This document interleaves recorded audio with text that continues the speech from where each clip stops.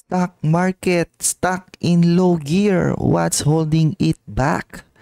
This is the topic for today's stock market update video. So again, tinatamad akong mag-isip ng topic on my YouTube channel. Kaya magre-react na lang ako. And gagawin ko is yung mga different frames, no? Doon ako magre-react. And kayo, pwede siyang pakinggan itong video na to kung gusto nyo sa Bilyonaryo News Channel. So meron sila ditong ini-interview na professional, okay? Anyways, if you want exclusive investing contents about the Philippine stock market, check the pinned comment. So stock market natin recently has been very weak, no? Ngayon lang ata ulit na bumabawi, no? Today is September 16. So the stock market is up for today na dapat lang kasi pag-iiwanan siya ha? So eto yung tinatrack ko on my Excel sheet, different indices in the world na as you can see, grabe siya na lang yung red. So technically wala ngayong masyadong issue sa mundo, no? Sa mga palipaligid. Everyone is optimistic about their stock market except for the Philippines. So the US market, bawing-bawi na sila, no? More than 10%. You got the S&P 500, 12%, Nasdaq, 15%. Storya pa rin ngayon is sobrang lakas ng international, 25%, emerging market, 25%. Southeast Asia, nag 10% na sila, and the total world index, almost 17%. So technically, walang weakness ngayon sa global equities market. So, etong weakness ngayon ng PSEI is an isolated case. Tayo lang yung ganito. Meanwhile, my personal dividend retirement portfolio is still holding up pretty well. Despite the overall weakness in the Philippine stock market, I'm up 21.68% year to date. And may mga additional dividends pa ako na paparating throughout the year that could improve my year-to-date performance. So, ang tanong, bakit sobrang hina ng PSEI?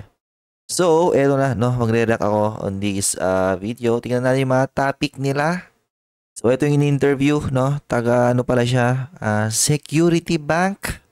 So, of course, the main topic is the headwinds ng ating PSEI. Kasi personally, pag ako lang, parang wala akong nakikita na parang magandang economic indicator sa Pilipinas. Kaya when it comes to foreign investor, parang wala silang reason, di ba, na pumasok sa Philippine stock market. And ba't ka papasok sa Philippine stock market kung ang storya ngayon is international and emerging, di ba? So obviously mas doon nila pipiliin na mag-allocate ng kanilang mga funds. Ngayon kung Southeast Asia man, 'di ba? Hindi pa nila pipiliin ng Pilipinas kasi things like or countries like Singapore, I believe nag all-time high Or kung Asia lang pag-usapan, 'di ba? Ba't di ka na lang mag-focus or concentrate sa Chinese market, China? Pero, di ba, yun yung lamang mo sa mga foreign investor kasi mayan, tumitingin yan ng signs of good liquidity in the market, optimistic market. So, technically, mga yan, mga patalon-talon ng market. Na yung mga ganyang patalon-talon ng market, that's one of the bad characteristic of an investor. Parang pwede mong i-relate yan sa sarili mo sa retail investor na lahat ng nakikita mong nagre-green, pinapangat, doon ka lagi tumatalon, di ba? Long-term investing and value investing is all about being contrarian, and I think the Philippine stock market is a very good contrarian bet. So sabi niya, we are in a down market, which is obvious, no? And mukhang di pa yan tapos. Pero magbe-bear month na Sometimes pag bear month, medyo lumalakas yung PSEI di ba? So down market siya despite ano naman tayo continuous naman yung rate cut cycle. Inflation seems to be under control, bumababa, ganyan. Ano lang talaga siya, no, in terms of economic indicator outlook. Di siya ganun ka-attractive compared to peers. And then, sinaman mo pa ng ganito, di ba? Eto na yun, di ba? Yung flood control scandal, ano to pang-epekto yan ng ng sentiment Kasi kapag yung pondo ng isang bansa napupunta sa corruption, kung saan nagbe-benefit lang is a very few select individuals, ganyan. So, sa halip na mag-benefit yung overall na citizen, di ba, na pag nag-benefit sila, mas mabilis yung progress, wala, no? Kapag may ganyang corruption, ibig sabihin, natitigil yung progress ng bansa. So, I think, pag nakikita ng mga foreigner yung ganyang corruption headline sa Pilipinas, mas lalong inayawan nila na di ba, na pumasok ngayon or mag-allocate ng funds sa Philippine stock market. Ito talaga yung number one. Na-mention ko to previously in my channel, no? Ginawan ko ng research yung kay Janet Napoles. Sabi ko, or my previous video, sabi ko doon, sinearch ko anong taon nangyari yung pork barrel scandal ni Janet Napoles. Eto siya guys, November 2013. Okay, pwede yung search yan. And during those times na kasagsagan ng corruption headline, lumagapak din yung PSEI. Lumagapak siya by, di ba? At 10%. So, baka dyan din bagsak ni, di ba? Ating PSEI, bago siya mag-rebound. Di ba? Kasi after nung corruption scandal na yon, uy, kita nyo yan, ha? Sunod-sunod na rebound. Baka eto na yon, Brad. Sige, sakat mo na dyan sa negative 4%. Tapos rebound na tayo. Baka ganun yung mangyari dyan. Di ba? So after that corruption scandal, nag-rebound siya ng 34%. Na pwede, di ba? Na pag nag-rebound siya ng 24%, mula rito, di ba? Babalik siya rito. Uy! Di ba? Ito yung mga target na mga analyst, no? Mga 7878 na yan. Baka yan talaga punta yan, no?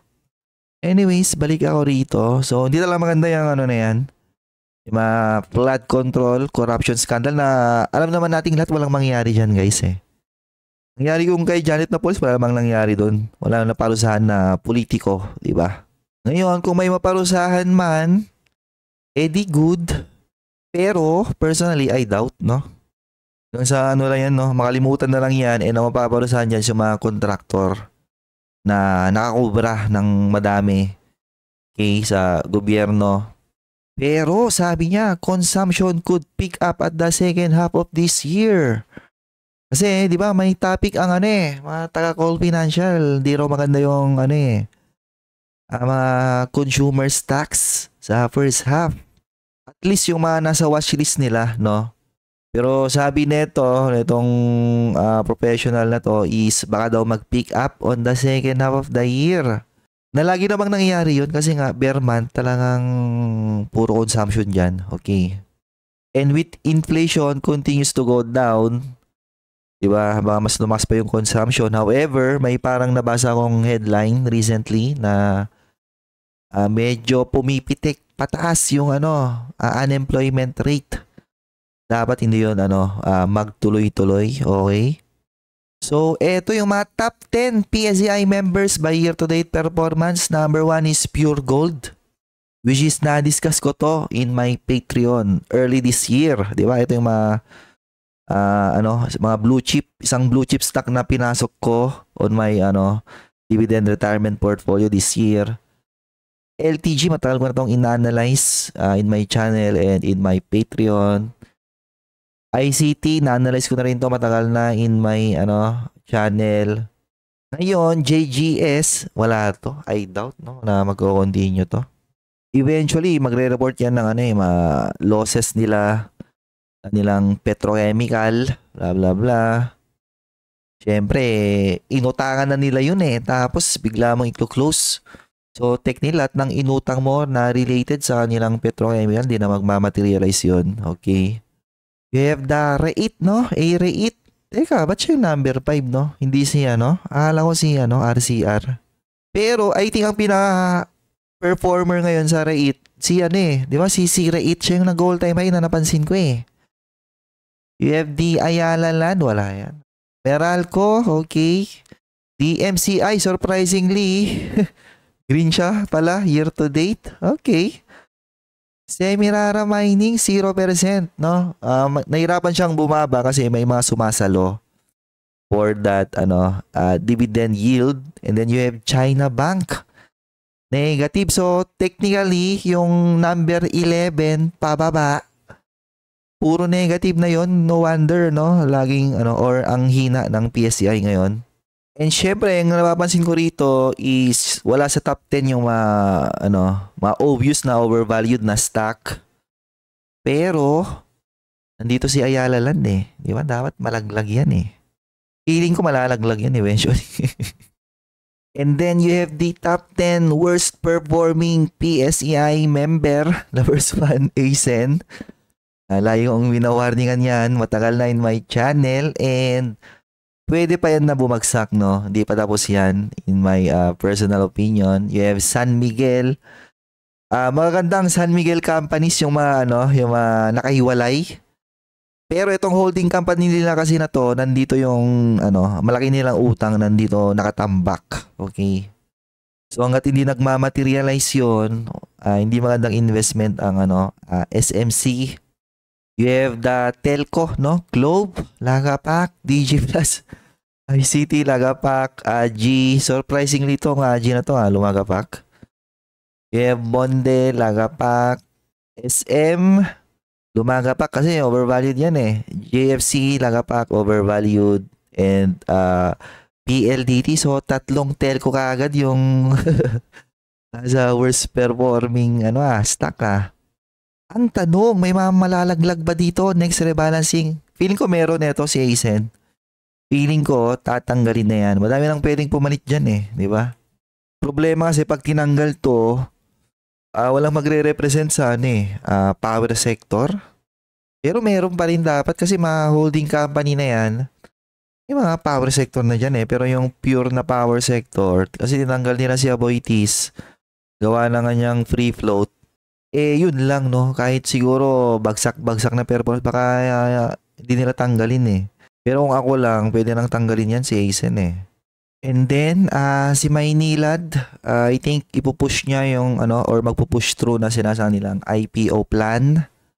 Tanong, bibili ka ba?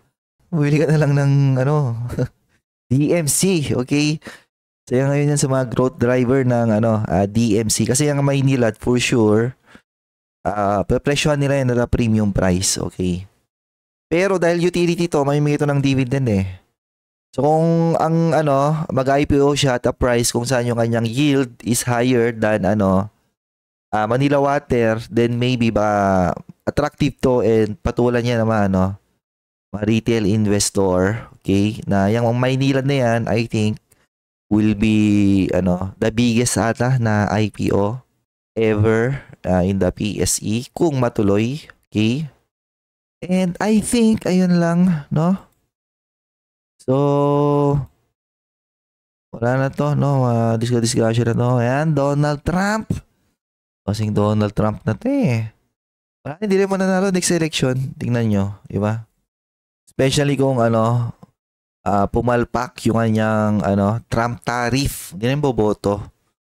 Or kung biglang pumitik yung yung job data nila doon, yung mga job losses. Hindi rin boboto eh. Okay? And I think, ayun lang.